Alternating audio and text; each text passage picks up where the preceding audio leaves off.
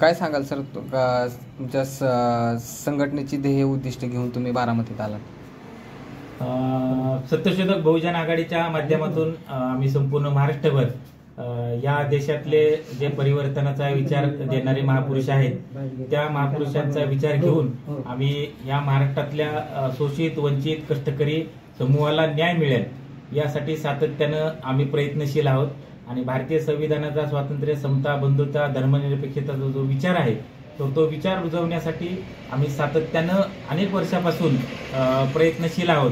परंतु सध्याच्या काळात जर आपण या संपूर्ण देशाची जर परिस्थिती पाहिली तर आम्ही सर्व या देशातल्या शोषित वंचित कष्टकरी माणसं सुधारावी आणि ते या देशामध्ये सन्मानानं स्वाभिमानानं जगावी, तर हे आम्हा सर्वांना अधिकार कोणी दिला तर तो भारतीय संविधानाने दिला आणि इथल्या भारतीय लोकशाहीने दिलेला आहे।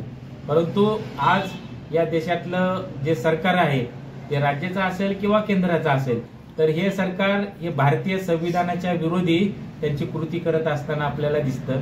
आणि आम्हा सर्वांना ज्या गोष्टीमुळे अधिकार मिळाला तर ते भारतीय संविधान संपुष्टात आणणं आणि या देशातली लोकशाही व्यवस्था संपुष्टात आणणं यासाठी ते कार्यरत असताना दिसत आहे आणि त्यासाठी सगळ्या शासकीय यंत्रणांचा वापर होत असताना आपल्याला दिसतो।